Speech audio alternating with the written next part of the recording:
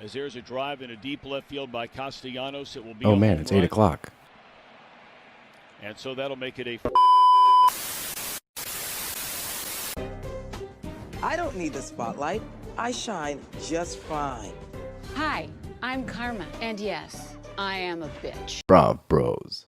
Good evening, everybody, and welcome back to another episode of BravBros, your favorite podcast from the bros for everybody, for whoever wants to listen. I am your co-host, Steele Russell, joined as always by the one and only Spoots Magoots. What's up, dude?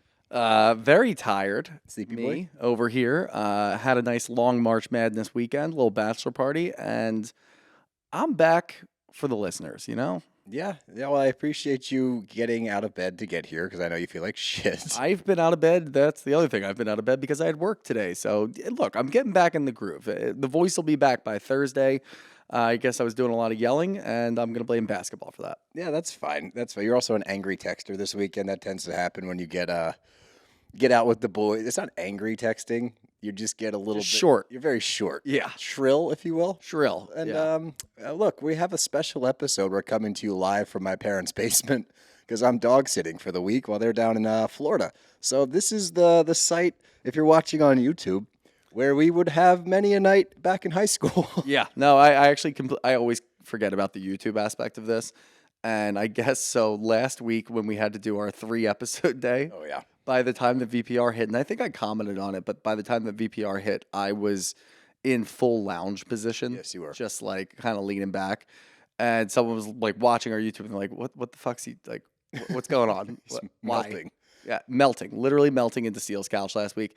But yeah, we're going to try not to do that today. No, we got some Summer House to bring you guys. But before we get there, I've got two things. And I'm very excited to talk about Summer House. It's been a very solid season for a lot of different reasons. It's been very entertaining on one end, light, fun. Then you have this crazy dichotomy of that with this really, really dark shit going on with Lindsay and Carl right now. It's making for a very captivating season, which they really needed. But before we get there, I've got two things. One, most importantly, May 3rd, we have a live show in D.C. at Union Stage. That is a Friday night, and I'm going to just do it right now. Usually we tease this shit. Do it. I'm just going to do it. Yeah. You can't tell me not to. Do it. I'm not. You can't tell me not to because I'm going to. Don't do it. What? I'm going to do it. We have a special guest, and by special guest, I mean we have two special guests. We have one, Candace Dillard, and one, Chris Bassett, coming out to join us on stage. As you guys might have heard, today, Candace is not returning to Potomac, which is a bummer, but we will have her on stage to answer some of your questions, along with Chris Bassett, a long friend of ours. Long friend of ours. Long friend. Everyone knows Chris, yeah. He's tall. Long guy, but Long, tan, and handsome. long tan. Hey, SpongeBob reference. But Chris will be joining us on stage as well, and we might have one more special guest we're working on right now. We will check the socials, as we like to say. Yeah, we'll check the socials, check the messages, make sure that we dot our I's, cross our T's. I was really afraid that I was going to get that Dot your T's backwards. and cross your I's. Yep. But that's just the kind of day that it's going to be. So we're excited.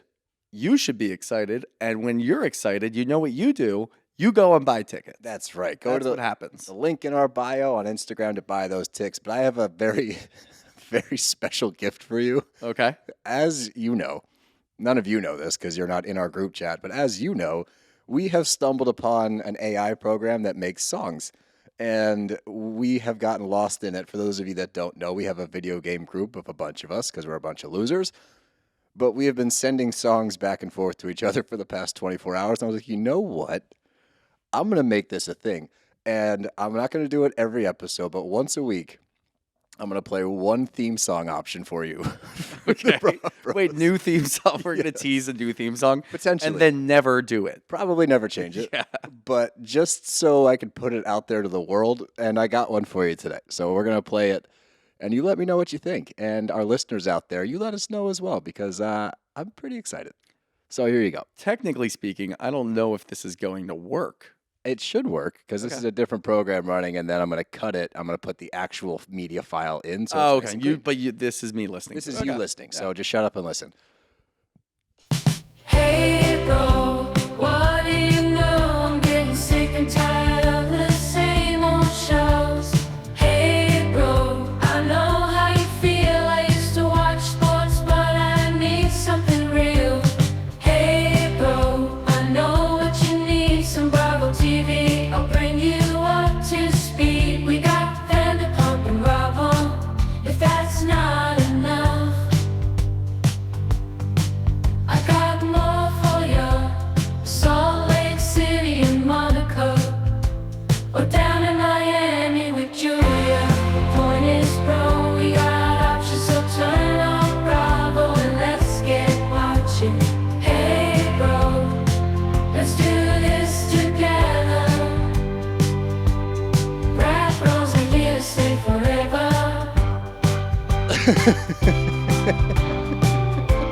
What the fuck? That's so funny. I spent so long on that. What do you think? Oh my God. That's incredible. I want one every week. I'm going to bring one every week. One episode a week will have a new theme song option. Like I said, I probably won't We ever... need to cut it off at some point. Yeah. But obviously, we're going to let the listeners decide what the best one was. Yep.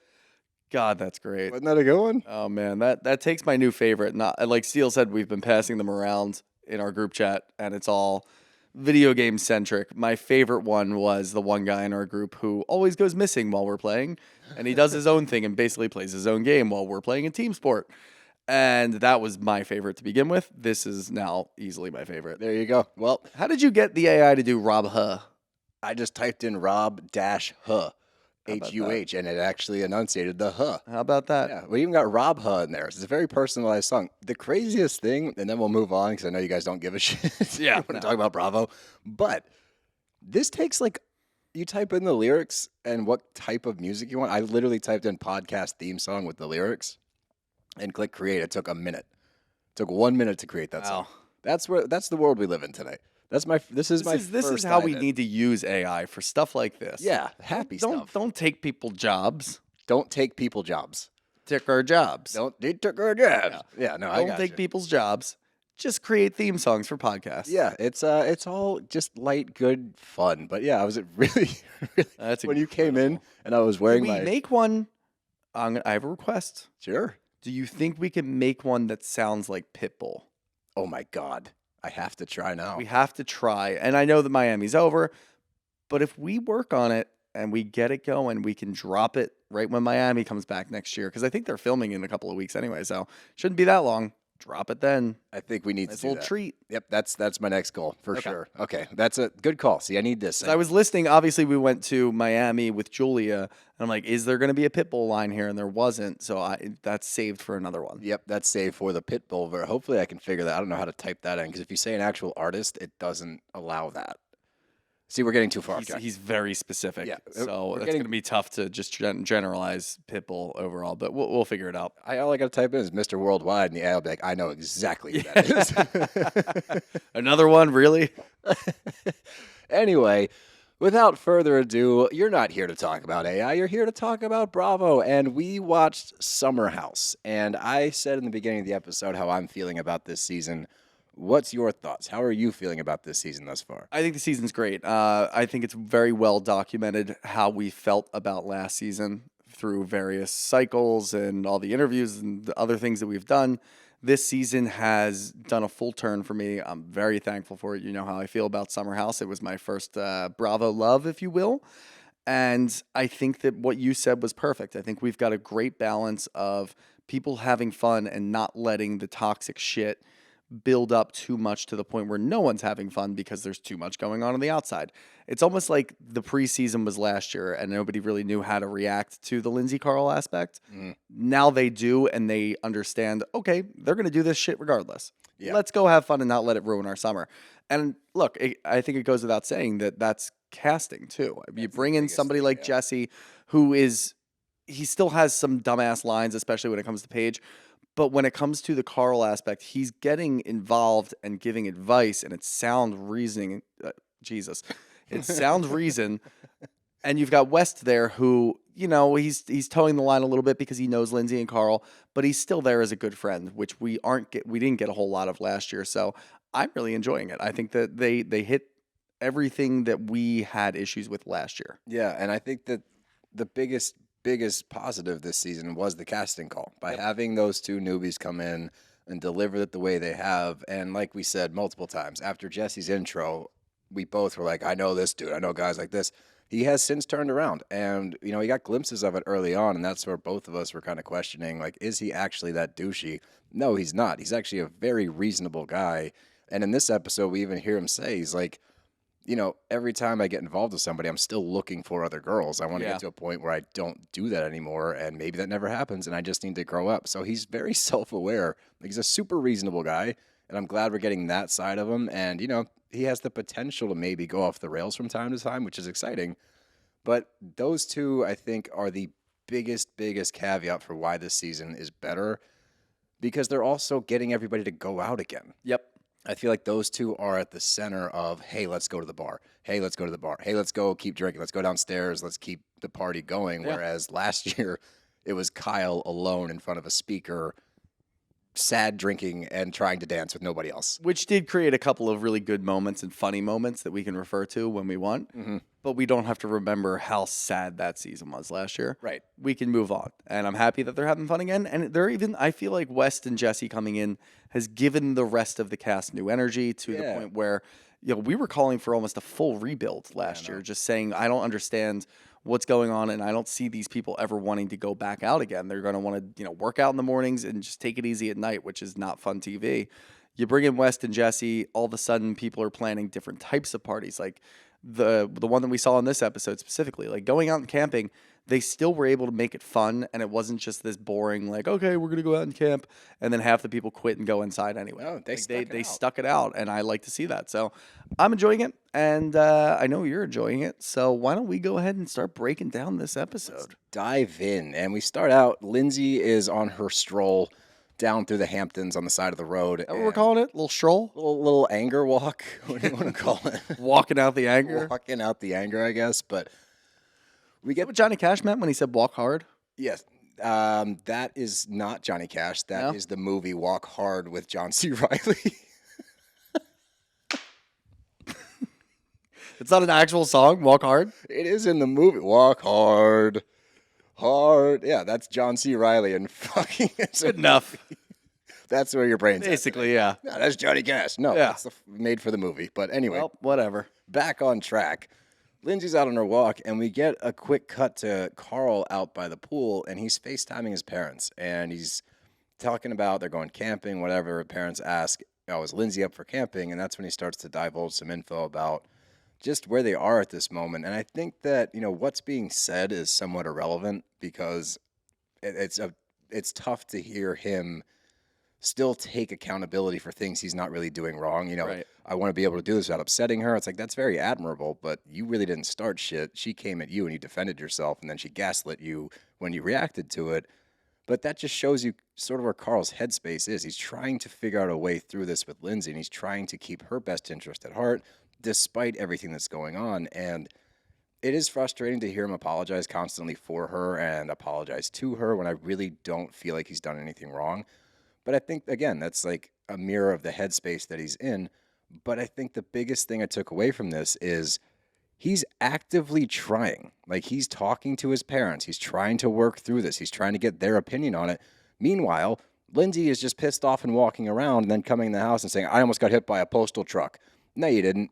It's not only that, the thing that frustrated me the most with Lindsay, and I do feel like this was a better episode in the sense that we didn't see those super dark times anymore, at least for this episode. I don't want to say anymore, but we didn't have to deal with that again because then it's a recurring theme and we have to talk about it every single episode. We get to see a little bit more this episode, and I do agree that you get to see Carl doing that, and it's got to be a really tough spot to be in because I get it. Like, you are very frustrated with what's going on. We're frustrated watching it. We're trying to understand where the fuck Lindsay's coming from, and we're giving you a little, not giving Carl shit, but it's just tough to watch him apologize for her, apologize for his own actions, which we agree that he doesn't have to apologize for anything. And now he's talking to his parents, and he has to talk to all the viewers. So you have to rationalize this woman who you're getting married to, supposedly, in the next couple of weeks or months, and you have to rationalize her behavior to all of these people. And you're almost doing that little dance where you don't want your friends to know, the terrible shit that she's done, because if you get through it and you forgive her for that, they might not forgive her for that. Yeah. But there's cameras here, and we're watching this, and your friends are hearing about it. Now your parents are hearing about it.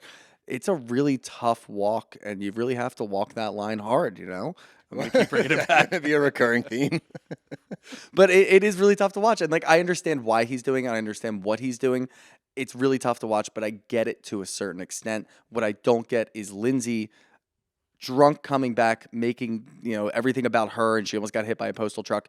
And what I really don't get is her in the confessional right afterwards saying, I don't want to deal with this BS right now. I just want to have a good weekend. You're causing all of it. You are the root of this entire fucking issue. You don't get to sit there and say you want to have a good weekend. I get it if you and Carl are going back and forth and you're arguing about dumb shit and just bickering with each other and you don't want to deal with it and it's ruining your weekends and it's ruining your time while you're on the TV show. Sure, I get it. You don't want to deal with the BS. You want to do it and figure it out in New York, whatever.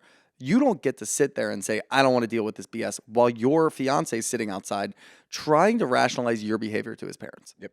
It's a tough fucking look. It's a very tough look. It's a very tone deaf look. You look like an idiot. Yeah, and I came into this week because I got out my rant last week, so I didn't want to be agitated, and I'm trying to take a different approach. So I'm glad that you're fired up, so you can take that from me today. Yeah, I don't know how much energy I have, but I wanted to get it out early, you know? I like that. But as Lindsay's talking to Gabby's in this very awkward position because she's Lindsay's confidant in the house, but at the same time, Gabby's recognizing everything wrong that Lindsay's doing, and pretty much sums it up with like, I don't really get it, but she doesn't want to be the Hunchback of Notre Dame anymore. I didn't get that at all. And I guess in the cartoon, I guess was he the middleman between what's his nuts and Esmeralda? Maybe. I don't know. I don't think the Hunchback had that. Well, no, he pivotal. was. What do you mean? He's the leader of the movie. The leader of the movie. The leader The of star the movie. Ooh. The Hunchback of Notre Dame. No, He's I in meant love with Esmeralda. I didn't think that. I wasn't saying that he didn't have a pivotal role in the movie. It's named the Hunchback. I'm saying I don't think that he was like part of negotiations or anything, or like a median. He was the Hunchback. Like that's all he was. The gargoyles were the median. Yeah, there we go. Okay, now Right? maybe that's what she was I doing. feel like she's the gargoyle. Watched that movie in a long time. That's a good one. Yeah, it's definitely a good It's a classic. good one. It's sad as shit. Although, is it like those other Disney movies where it's like it's a classic and then you watch it and you're like, oh god? I'm sure there's a couple of references in there. Yeah. Okay, yeah. Yeah, like the penises in Little Mermaid on the castle. Yeah, there's a bunch of weird Disney shit. But not talking about that. Let's just move on. Let's just move on. You know what? Let's just agree that we have no idea what she's talking about. And We'll move on. Yeah, we'll just move on. But she's sick of being the middleman is what it comes down to. And Yes. I appreciate that. But we move on from there, and that's where we get to the camp out, and we get like an awkward interaction, Lindsay and Carl, where they're both kind of laughing off what's going on instead of addressing it, which honestly, in this moment, good. It's a camp I out. appreciated it. Yeah, like let's have some fun. Let's squash it. You're not going to find any kind of peace tonight. So like have a good night. Have everyone else have a good night. So I appreciated that actually. And all in all, like nothing to really report except they have fun. Like the whole group has fun. They get a little wacky. You know, people running around the pool naked. Amanda's licking Kyle's inner thigh, which all I could think about is, has he showered or is he like sweaty Kyle? Because that's gross. Could be sweaty Kyle, but I mean he's gone in the pool a couple times, so that Maureen we could have that kind of discussion. Like, you know, you come back, you jump in the pool. Are you better or worse than you were before? Worse. What do you mean? Worse. Yeah, I don't know. Chlorine. We're getting really sidetracked today. I know we are. Let's just That's keep- my fault. It's my fault. Yeah, we don't have to have that discussion. But I did think that Amanda had a really funny one-liner where the two of them are running around, Lindsay and Kyle are running around the pool naked. Mm-hmm. She said, "There's no sexual chemistry there, or sexual tension there." So this is just funny. Yeah, she's right though. But as they start to wind down, you know, people are sleeping in their individual tents. Jesse is off to go hook up with somebody that's like 2 minutes away from him, and that's where we get the line where he's trying to figure out, you know, what the next step in his life is, because he wants to pursue women. He's not ready to lock it down yet, and even attributes that to maybe I just need to grow up. So again, you have a very self-aware Jesse, which is very different than the guy that came on the camera and said, I like to hook up with girls that are in relationships. Yeah. I really don't think that's who he is, and also how he's handling things with Carl, the rest of the people in the house. Like, he is able to come into a role where he doesn't really know Carl that well, but he is able to approach it respectfully, but still give an opinion on it and ask questions. So, like, I really actually appreciate the role that he's playing this season along with West, and we keep talking about the newbies coming in, but you love when a newbie comes in and does well. And when you get 2 in one season, like, that doesn't happen a lot. No, that's completely unheard of. But I do appreciate, and it's got to be really tough, especially being a newbie coming on to the scene, to be the one who is now the single guy after watching West and Ciara, and like they're having a great time, and we're rooting for them over here for sure. Sure are. Because they're fun to watch, and they're not letting their relationship get in the way. Relationship, I want to put in quotes, get in the way Well, of. they are, according to West, and if you haven't listened to our interview Yeah, with but them, go back it and doesn't sound defined, super no, but defined they're at still least. trying to figure things out. Perfect. Love that My for them. point is, we have hope still. We have hope still, and I appreciate it because what they're doing in the house isn't affecting anybody else. Correct. They're still able to have fun. They're splitting off. They're doing their own thing, and then they're coming back together. And it sounds like they're going on dates in New York, which is great. But Jesse is now the lone wolf, if you will. Yep. Where he's just kind of moving around. And we saw that last year with what's his face? Chris. Chris. We saw that last year with Chris. Chris didn't have a great summer of doing There's no that, but he game. was awkward and he was funny. He had no game. It's a completely different approach. Jesse's going out, he's hooking up, he's coming back, he's kind of looking inward because now he's the only single guy there. Yeah. And I appreciate that sort of, self-awareness of wondering what's next for me. And it's hard to be the single guy and the new guy sitting there and like, all right, what am I going to bring to the table? But it He's doesn't. bringing different things to the table that we haven't seen in the past, is my point. Yeah. He's mixing it up. He's giving good, solid advice to Carl, which we'll get to in a second when we go over their soul cycle, which I know you probably want to know if I was upset about. You weren't, were you? I wasn't. I was going to bring that up earlier when you brought up the Barry's boot camp shit and the working out. It's like, this was a successful workout and then talk scene. Yes. I knew you were going to think that. I'm completely fine with it because guess what they did the night before? They had a whole camp out and they were having fun and getting rowdy. Yep. Then they went and they worked out and we, you see a little glimpse of them working out. That's fine. And we get a little conversation afterwards. So I appreciate that. But Jesse so far, again, we'll get to a little bit later with Paige coming back to the house. He's had a really good trajectory. Yeah. He starts off as a douchebag, get to know him a little bit more. He's not that much of a douchebag. He might just have that persona. And I'm interested to see what the rest of the summer brings to Jesse. I agree. And I thought it was funny while they're in the tents, you get like Ciara and West who are still in like the early stages. So they're like smooching and laying on each other and like flash over to Kyle and Amanda. She's like, oh, God, don't touch me. It's way too hot. They're both Yeah. just like, yeah, fuck off. But as we know, it started to rain. A lot of people bailed and went inside. It looks like West stuck it out for a lot longer than other people. I think but Ciara was out there the longest. I think she I think was. Wes ran in with his pillow by himself. Yeah, I think Ciara stepped, but she's also the camper of the group, which Yeah. we never knew. I think that's why this is like turning into a West and Jesse podcast, but that's probably why I like West as much as I do. He's also bringing out a side of Ciara that we really haven't seen, like a more Yeah. open and fun and just more energetic Ciara, because usually, she's kind of in the background. She gets involved with an Austin type and then has a shit summer. So kudos all around. Kadoos all around. But let's keep going. And we wake up the next day. We get Amanda and Kyle, and they're discussing things. And Amanda's extremely well rested, which is hysterical considering they slept in a fucking tent and then it poured. But she's talking about how she feels much better. And I don't know if that's in reference to the tent or in the Hamptons in general. I think it's just the Hamptons in general. But she's talking about moving out of the city. And it seems to me like this is a continued conversation that they have a lot. She's done with the apartment life. She's made that very clear to Kyle, I guess, for a while. And this is a very good depiction of where their relationship is at. And by relationship, I mean marriage. Because I feel like this is their whole marriage in a very simple problem. Yeah. Because Kyle has the office, which is connected to his apartment in New York. He needs to be there, or not doesn't need to, but wants to be there because that's where the business is. On the other side, Amanda's ready to make a move to the suburbs. She's much more focused on kids and what's next and having a backyard and all of that stuff. And that's literally where they're both at in their heads. Take the apartment and the house out of it. That's just where they are in their lives. And this inability to come to a mutual agreement on what's better for where to move forward. But the difference in this conversation than what we've seen in the past, and it doesn't look like it's going to last because we get that scenes from next week or whatever, and they kind of blow up. They're both calm and like hearing each other. And Kyle's like, you keep pushing Jersey. And Amanda's smiling and like, yeah. And you go to the confessional and she's like, he gets Aperol spritzes and hors d'oeuvres out in the suburbs. Like, why wouldn't he want to move to Jersey? But it was interesting to watch this conversation knowing that there's more to it than just where are we living. It's more so like what's next for us. And I think such a massive part of that is Kyle and the business. And I get it. I get how much he's worked for this. He's poured his blood, sweat, and tears into Loverboy. So is Amanda. Whether that's from helping with designing the logos or just supporting Kyle through this entire journey.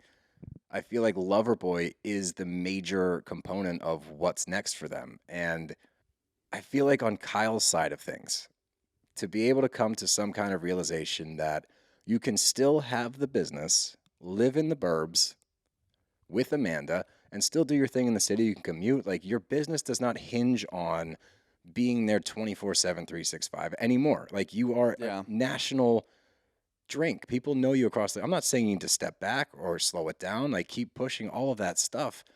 But when he's talking about compromising and things like that, I feel like he's aware that at some point he's going to have to make the compromise. But he seems somewhat, I don't think resentful is the right word. 'Cause he doesn't seem mad about it, but much more hesitant than, like, that is the natural progression. You guys want a family, you might need to move out of the city. There's nothing wrong with raising kids in the city, but that's not what Amanda wants.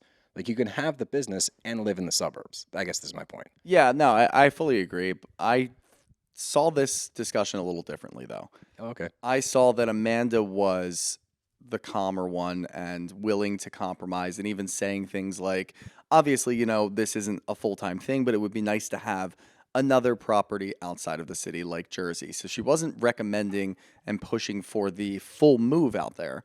Now, obviously, you can keep an office in the city. I don't know how much of a like brick and mortar office you actually need. Everybody, or yeah, something right. like that. Like, you're going to be going out a lot. You're going to be courting clients. You're going to be. They do it already, and we see it on their socials. They're going to different places, like on the West Coast, and they're bringing a little bit of product, and they're showing around, and they're, you know, it's essentially just like a party, and you're selling your drink, you're selling your brand to people in different areas. Now, obviously, you're going to have people come visit you in New York, and you're going to do this. I don't know how much you need to be there to do that. You could set up an office in New Jersey and do it.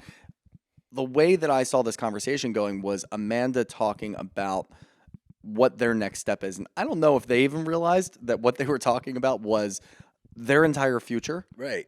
It seems like they're just trying to keep it in this one little discussion of, do we get a property in New Jersey? It's like, okay, you bring that up. It's actually a lot bigger than that. What you're doing right now is essentially, in a nutshell, what's going on in your lives and what you're doing. I don't think that they realize that, but what I saw was Kyle's wheels turning.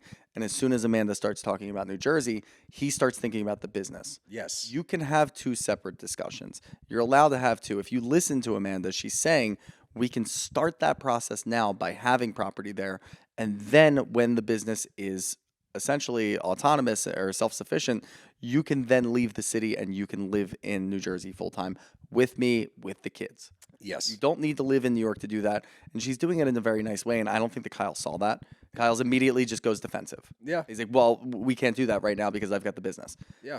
I disagree with that. I think that the business is getting in the way, and I get it. You have a business, it's like you're having your child already, but you need to figure it out, dude. Like, you're, what, 41? Yeah, and I think... And I don't want... We never, like, age shame. We never go down that road, but you do need to figure it the fuck out. And I think that, you know, like you said, they seem to be communicating at the very least. And, yeah, he might be a little bit more checked out when she brings up Jersey because now he's trying to spin his wheels and figure out what's next for Loverboy. Communicating...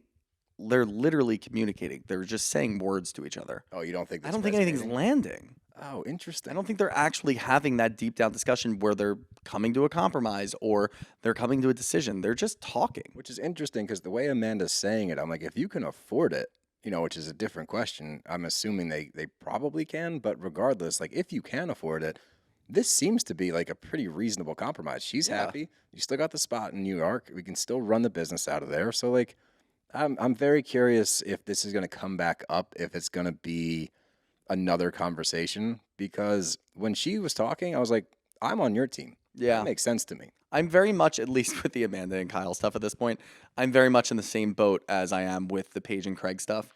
Until you guys make a fucking decision, I don't care. Just stop. Like, we don't need to have this whole discussion. Like, yes, it is nice to see Kyle and Amanda having a calm discussion because it's been years and years of them not having calm discussions ever about anything. So now that they're able to at least sit down and talk about their future, that's good, I guess. But until you make a decision, I don't need to see it. That's interesting. I just don't care. It, but we saw it differently. But then we check in with Lindsay and Carl. And again, like, this is what drives me nuts with these scenes is, you know, they wake up, everyone's in a good mood. All right, camp night was a smashing success across the board. Everybody's happy. So they're laying in bed, and Carl initiates the conversation. And, you know, they're like, yeah, we kind of snapped out of our funk, whatever. Like, it's one night where we didn't have to address anything. And, yeah, you know what you guys are fighting about. You don't need to go down that rabbit hole every single time. You can have a night where it's just like, let's fucking stop and just have some fun. And they did. But again, Carl's like, I apologize. I'm sorry I got so frustrated. Yeah. And she doesn't reciprocate. She says, I apologize appreciate for nothing. I appreciate that, but I don't know where it's coming from. It's like, bro, like this is the moment where you can say, you know what, Carl, I apologize for how I reacted, which still, Carl should not be apologizing here, but at the very least, you could meet him in the middle and say, yeah, me too. Instead, you're putting it on him again. Yeah. You guys are actively communicating right now, calmly. No one's getting a temper, no one's escalating. And instead of continuing that conversation, you say, we can discuss this in couples therapy. Yeah, and I think, and we've talked about the whole couples therapy thing before, where we've seen some couples on Bravo talk about couples therapy, and they say they're saving it for therapy.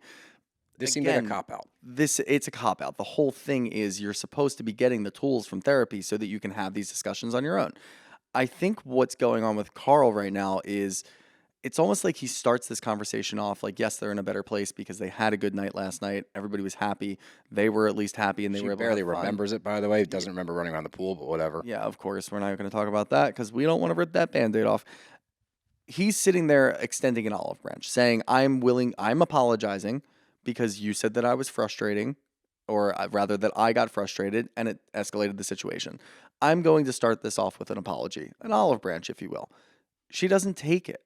That's the problem. And then when she doesn't take it and she starts spinning it into, I just don't understand where anything's coming from, and we're going to save it for couples therapy. That's got to be crazy for Carl to like try to grasp and try to understand, because again, they're getting married in a few weeks. So what am I supposed to do? Like, am I crazy? Am I misremembering things?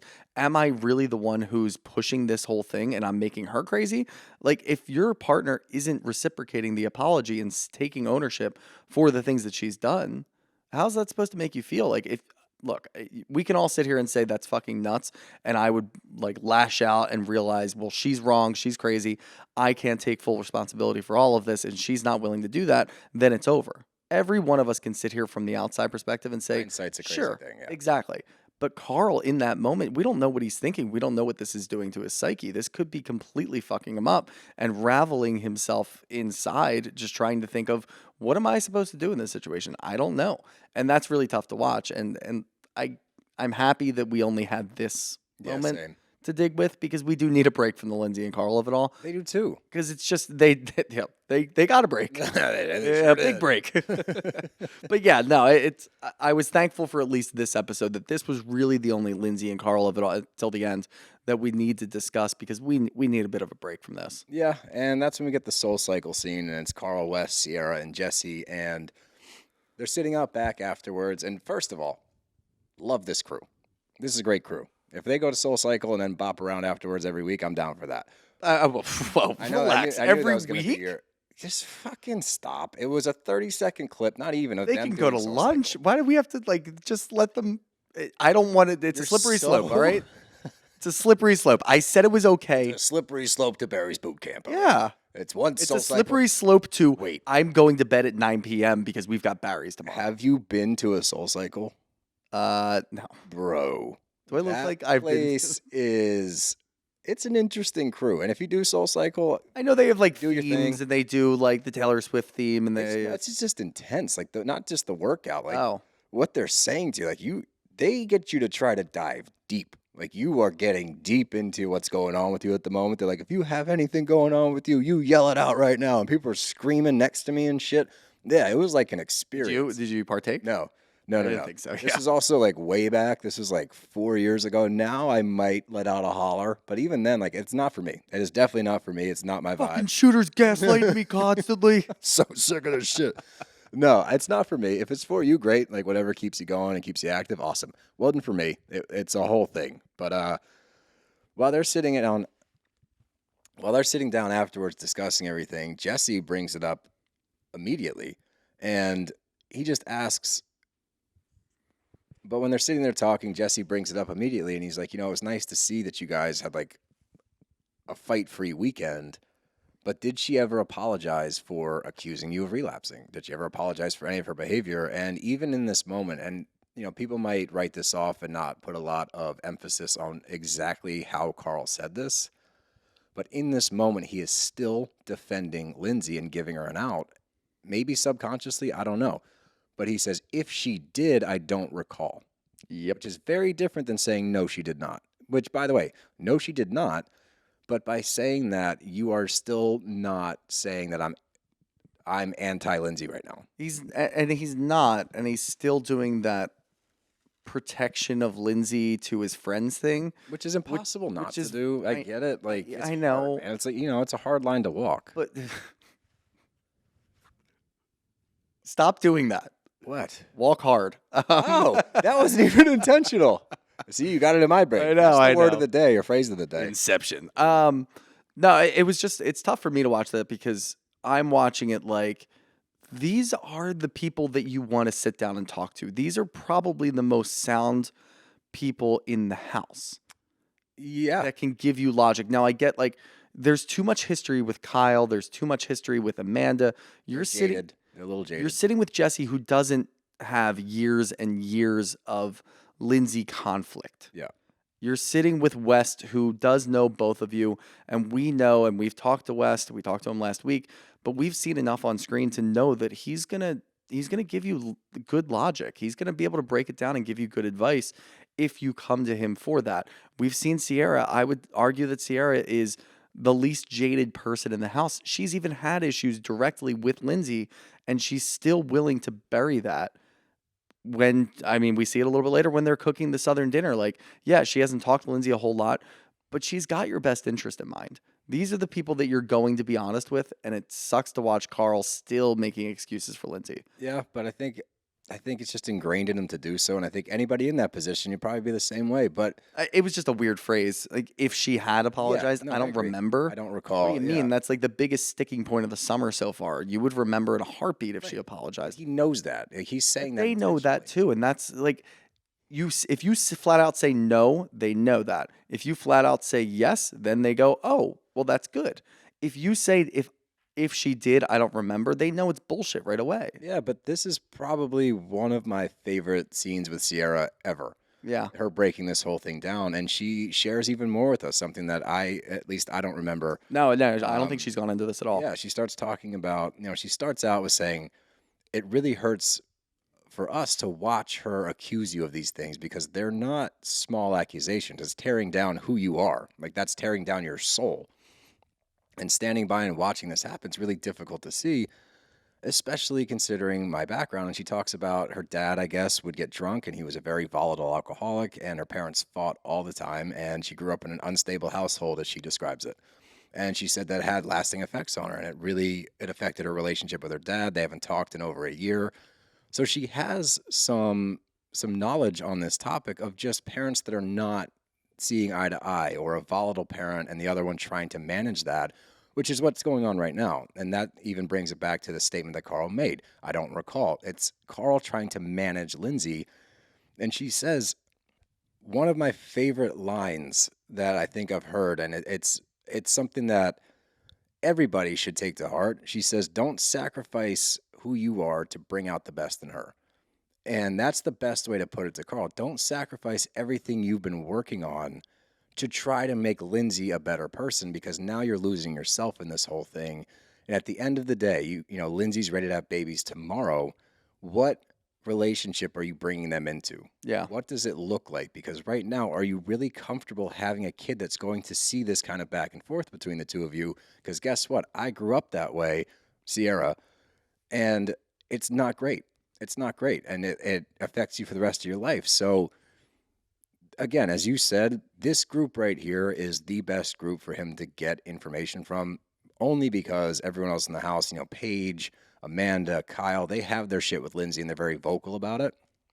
This group's going to give it to you straight, and Ciara brings it a step further and familiarizes with it. Yeah. And that was huge, and it was also such a great moment for her in her arc on this show, because we've seen her. She's been fine for the past few years. She's been fine. I wasn't, in love with her as a cast member, but I wasn't in love with anybody as a cast member the last couple of years. Yeah. So I never really singled her out. But we've never gotten anything to this extent with Ciara. And look, as much as I like her and West, I'm not going to say and immediately say it's good because she's having fun with West and now all of a sudden she feels comfortable. Yeah, I'm not giving him. I'm not going to do that at all. I'm going to say that we haven't seen anything like this from her. And it was awesome. It was very welcomed to hear her at least speak on that aspect moving forward with Kyle or with Carl, and to try to reach him on a different level and show like, hey, dude, we know you've got a lot of shit going on. We know what's going on with Lindsay. We know how that affects your relationship and what you've gone through with your journey, especially knowing what you went through with your brother. And we're here to talk about it. And I hope that at least opened the gate for him a little bit more because, as I said, he started off this conversation with them immediately defensive with Lindsay. You need to understand that not everybody, and I know I would say 75% of the house, they might want to talk shit on Lindsay, but they do still love you. This group isn't like that. This group's sitting down like, hey, we're here to talk about it. We see how she's treating you. We see what it's doing to you, and we want to try to help. Yep. So hopefully that opens up another door to another conversation because they're going to get a little more comfortable. And I know Jesse brings it up a couple more times at least. He did it a little bit later in the episode. He's probably going to do it again. Jesse is Carl Jr. He is. Carl's Jr. I know. There we go. Nicely done. Thank you. So, yeah, I hope that at least resonates with Carl, that he has people that he can talk to that aren't just out to get Lindsay. They're here to help you. And we're going to see it play out this season, but the next scene, we get to check in with Craig and Paige, who we haven't seen this entire season. And Paige is apartment shopping, and she wants to move into a 2-bedroom. She's very careful with how she phrases it. It's not for them, but she wants it to be for them, which is, I don't understand. Like, yes, it's for Craig, but it's my place. I know. And this is what I'm talking about. I just we know where we know where Craig and Paige are.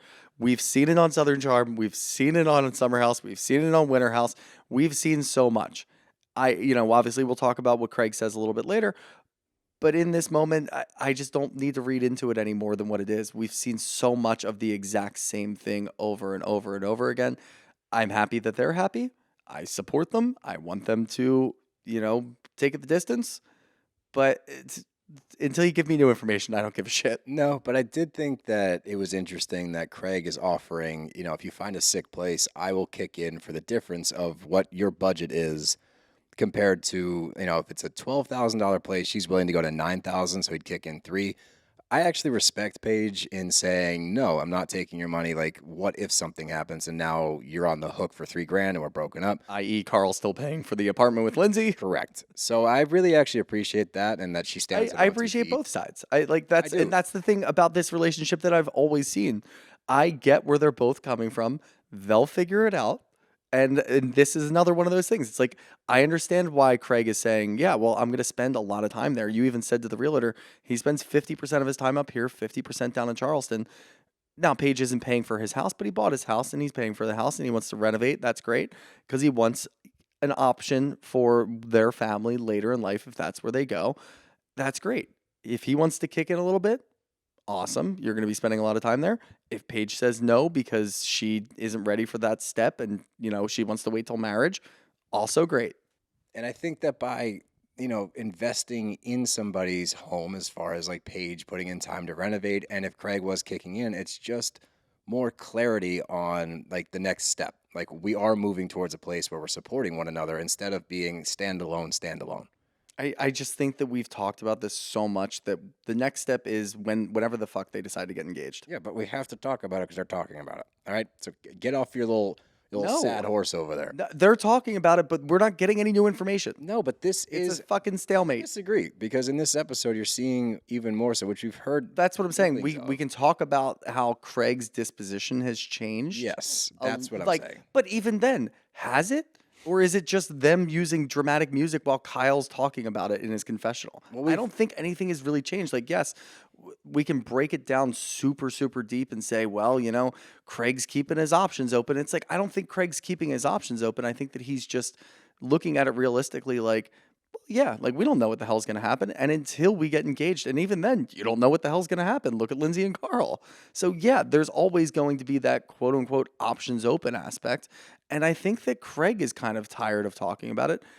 I think that they're comfortable. I think that in the past, we could have looked at this and said, there's a lot of discomfort with where they're coming from. There's a lot of uncertainty with where their relationship's going to go. I think that they've gotten to a point now where, yeah, they'll get to the point where they get engaged. And then that's got to be okay with us. That's got to be okay with everybody else because it's okay with them. Yeah. I don't see the conversation with Craig and Kyle talking about that as, oh man, Craig's unhappy. Craig's not going to sit around and wait forever. Like, yeah, of course he's not going to sit around and wait forever. We've known that. But they're still happy and they're still fine. It's just, this is how they're choosing to go about it. I respect it. I'm not saying that they need to change anything up. I'm saying it's just interesting watching the levels of it. Like, as it kind of progresses, Craig's getting more comfortable with them not making it, which if I'm Paige, it would be a little alarming. But if I'm Craig, good for you for being in a place where your mental and physical health are a priority, and now you're comfortable with who you are. So I agree with you. I'm not saying we need to hammer this shit home every week, every episode. Like, we know where they stand. Let's put it to bed. But I would like to see some kind of movement eventually. How about that? I would love to see some kind of movement eventually, but I just know that the next movement is them getting engaged because they've told us that a million times. Yeah, well, we'll see. And it's just, and I get it. Like, from a reality TV aspect, we want people to move fast. We want them to get engaged. We want them to get married. We love that. We want to support that because we stand the relationship. But they're sure not do. doing that, so I'm not doing that. That's fair. But the next scene, we get the boys getting petties with Jesse and West. And the only thing of note here is Craig is coming to the house. And as we know, Jesse was a little flirty with Paige. His response to what his response would be is kind of dumb because you were flirting with Paige. Yeah. And if Craig has an issue with that, Craig has every right to have an issue with that. But the other thing is, Craig's not going to come in with his chest out and be like, you were flirting with my girl. Yeah. Like, I mean, I get it because Jesse hasn't met Craig before. Yeah, so you don't know. But we know Craig. We love Craig, and we understand where that's going to go. I mean, Jesse's not wrong. Dudes do come in, and he's wrong in the sense that he shouldn't have been flirting with Paige when she has a very notable relationship. Yes. Especially on Bravo. Like, we all know this. So don't do that. That's stupid. You're not going to get anywhere with that.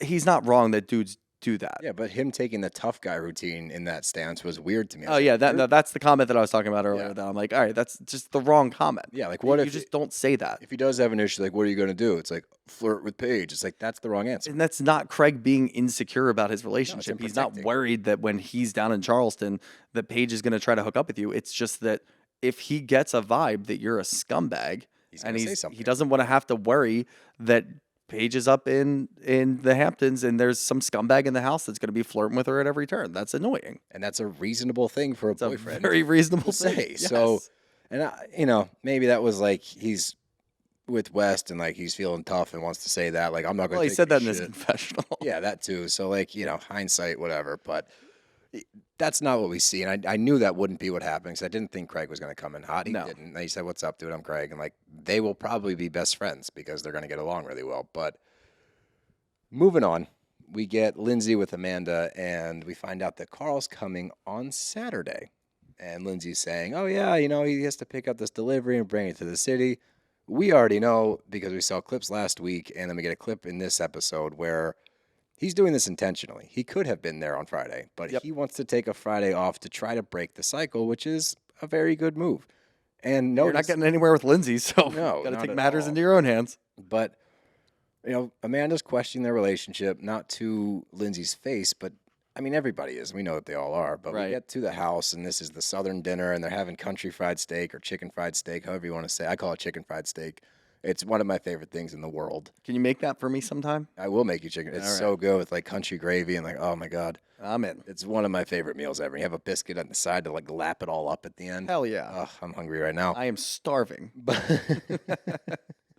But the last thing that we really need to talk about, and we already discussed it for the most part, but that was just Craig and Kyle outside chatting. And that's what's the next step with Paige. And we've already discussed, we don't need to beat a dead horse here. But again, it's like, we'll see. Craig is comfortable with where he's at, which is all you can really ask for. And that also speaks to a healthy relationship, that he's been able to find himself in this relationship.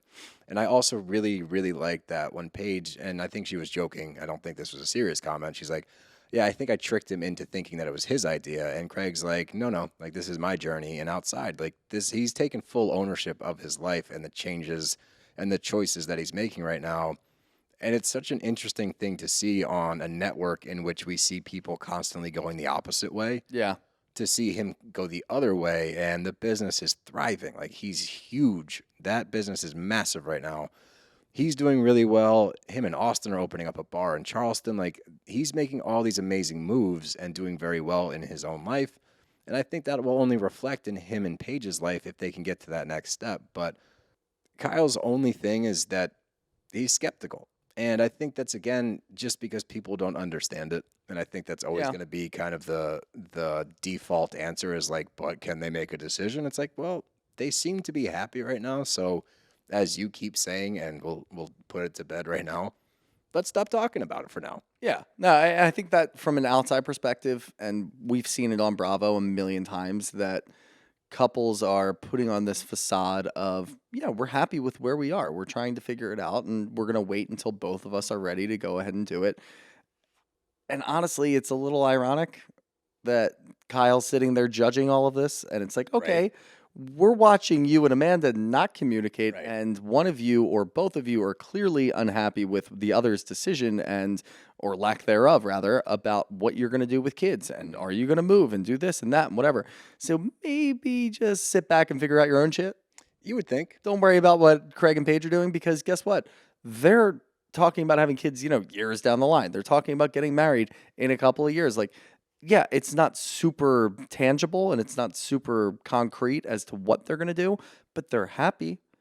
You and Amanda have been in so many different places where you can tell that at least one of you was not very happy and the other one was just sticking their head in the sand and ignoring the problems. Yep. So you're not the person to talk to about this right now. You're not the person to read too far into it. Let's just leave it as is. I do agree, or I do think, rather, I don't know why I was agreeing because I'm the one who said this. Bravo was trying to drum up the fucking drama for this. Yeah, no. It's not dramatic. Oh, all of a sudden Craig is saying, yeah, I'm not going to wait around forever. He said this already. We've done this before. He said that exact sentence where he's like, I'm now, because of where I am in my life and the work that I've done to myself, and I don't know, I think it was Southern Charm when he said it. He's like, I'm okay if we don't. It was him It and was Southern Paige. Charm because, He said it to he was- Paige's face. Yes. So, like, it's not a secret. And Paige heard that, didn't take offense to it. She was like, no, I know what you're saying. And yeah, that's great. We talk about communication with these couples all the time. Craig and Paige communicate everything, They're for good. better or for worse. Yeah, they're good. Sometimes one of them will say something stupid, but then they immediately rein it in and they talk about it. Yes. Right then and there. Yep. That's great for them. Yep. But the very last scene, I almost forgot about it, was we get Carl in the hot tub with the boys. But the very last scene, I almost forgot about it. We get the boys in the hot tub minus Carl.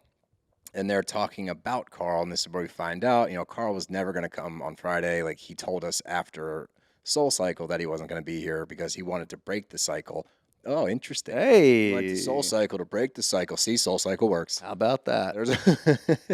But we get some news. Like, Kyle said that he's been to their apartment, or maybe one of their friends had been. It was to one of their apartment. friends. It could have been Kyle. Maybe. It definitely sounds like it may have been Kyle. But regardless, like, it seems as though they're sleeping separately at their own apartment in New York, which means that, and no shock to anybody, but these problems are following them home to the city, or vice versa. The problems were in the city. They're following them to the Hamptons, but a change of scenery is not helping anything because the root of the problem therein lies Lindsay. Like, that's the root of all of it. Until that gets addressed, nothing's going to change, and it doesn't get addressed until the end of the season, but thank God it did. But the biggest thing to take away is that, and I hope Carl is able to watch this season now and take some solace in knowing that at no point was anybody in this house on the other side of the street, where I'm sure he's racking his brain, because they're not saying it to his face. They are showing support to him, but they're not out, like, flat out saying, fuck Lindsay. I hope he can watch it back, and I'm sure that the scenes with Lindsay are, like, really hard to watch, but hopefully he watches these scenes and he's like, oh, I had support from day one, which has got to be comforting in some way. And also, like, hats off to the cast for taking the approach that they did in not attacking his fiance, because it wouldn't have gone well. Like, if they had tried to take the approach of, dude, what the fuck are you doing? That's not going to work, because he's immediately going to be like, dude, that's my fiance. Don't talk about it like that. Right. So they've taken a great approach. I'm glad they have his best interest at heart. And on the flip side, you get Lindsay spinning a narrative of they don't have sex because Carl doesn't initiate. It's like, why the fuck would he initiate any kind of sex when you guys are not able to talk? Like, there's no way in that house there's ever a vibe of, ooh, let's have sex now. Like, you can't put it on him. I'm not saying it's entirely her fault either here. We're not behind closed doors as far as their intimate relationship. But at the same time, if Carl's feeling a certain way, or you're feeling a certain way, the last thing on your mind, if you can't have a conversation without fighting, is fucking. Let's be real. Yeah. I mean, I don't think that Lindsay was actively spinning a narrative I here. thought she was entirely. I think that she is oblivious to the problems in the she's relationship. not. That is such a cop out and giving her I way think too she much is. credit. I don't think that. Oh, I think that's not giving her credit at all. I think that she's not trying at all in the relationship. So she is completely oblivious to Carl being unhappy about things. I think that But that also, is Carl is sitting here apologizing over and over again for Lindsay. So Because that's maybe she the just setup. thinks. But I don't know. I just don't. I think that it is insane to think that she doesn't know exactly what she's doing at all times. Well, I mean, I think that goes to show you that, and a lot of people do think this, that Lindsay is actively driving this relationship into the ground because she doesn't want to do it.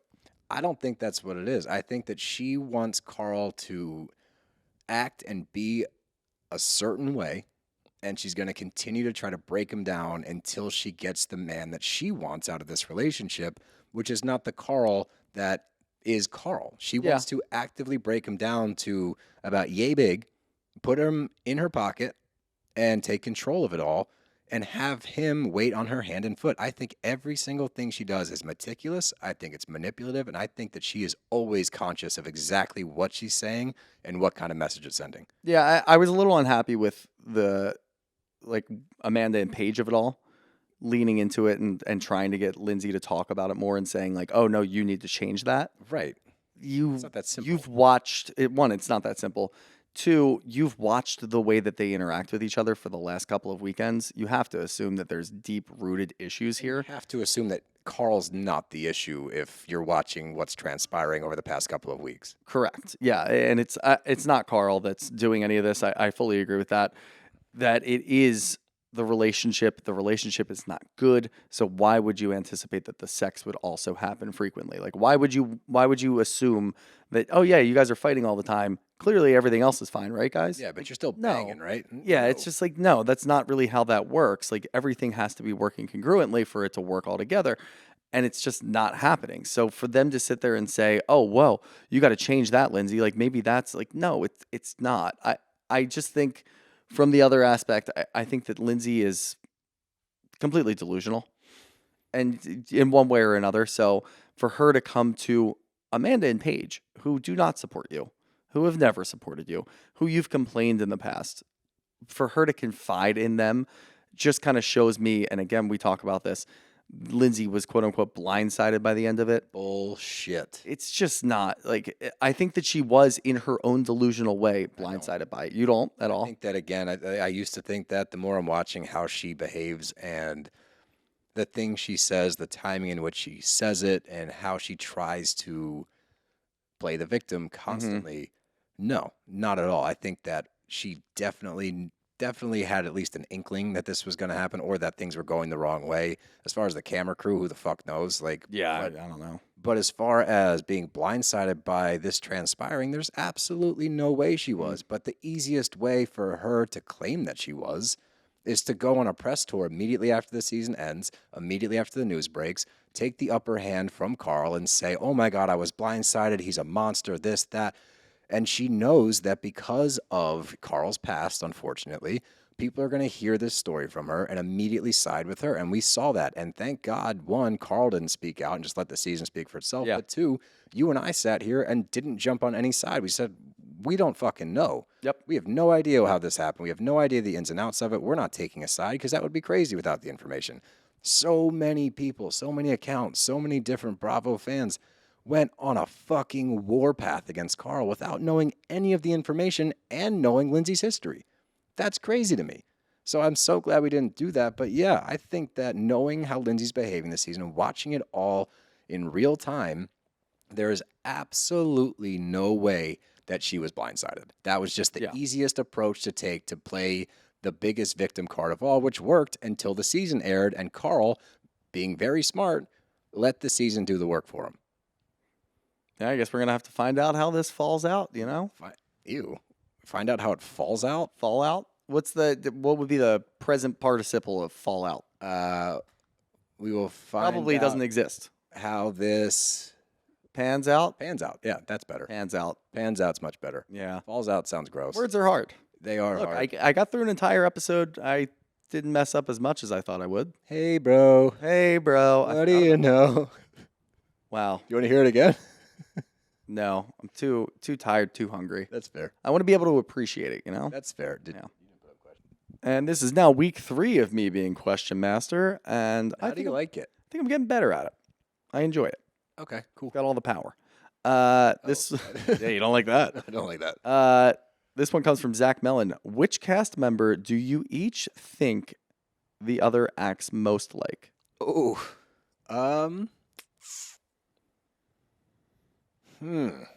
that's tough. Right? I don't want to insult you. I don't know how. Without the relationship issues and shit, Kyle for you, Okay. but not the mean part of Kyle. Yeah, no, that's fair. Okay. I would take that.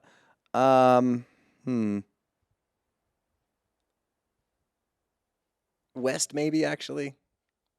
No, I give you West. I'll give you West. All right, I'll take West. Plus, you guys both have stashes, as you guys discussed for a As very long time. as we on the discussed. podcast. At length. Mustache length. Mustache length, yeah. I mean, yours, you don't really act like any of these guys on the show. Good. Yeah, I know. I think that's it. Like, obviously, people can be like, oh, yeah, well, you know, Carl's sober, Steele's sober. Look at this. It's like, no, he's completely different than Carl. And yeah. And the rest of the cast doesn't really work. So I was trying to think, actually, one of the girls. Not like to be mean, but I was like, oh, yeah, maybe. Which one? Probably Ciara, I'll take that. I would I'll say. take that. Yeah. Yeah. I can, All right, I'm let's down go with that then. Yeah, I'll be Ciara. And we'll do one more. Just One more, because this 'cause is. Shooter's a sleepy boy. I'm very sleepy. Max June asks, which former male Summer House castmate should come back full time? I don't know if you break up the dynamic. I mean, if we have to I ask, guess Luke, maybe. I don't want Luke Oh, back. he would fuck the house dynamic up. Honestly, Chris.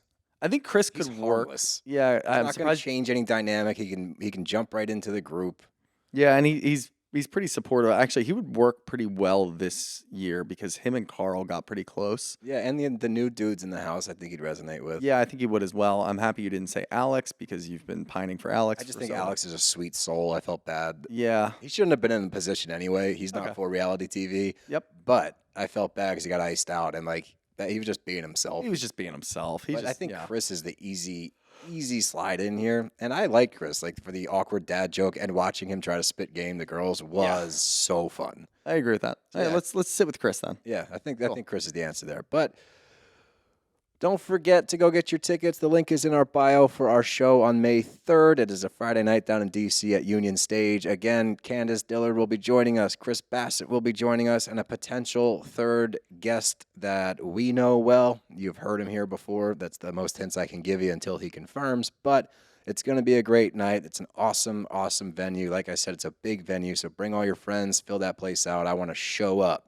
I want the bros to show up and show out. Show up and show out, boys. You got anything else? Nope. See you tomorrow. Hey, bro, what do you know? I'll be more awake tomorrow. BravBros better.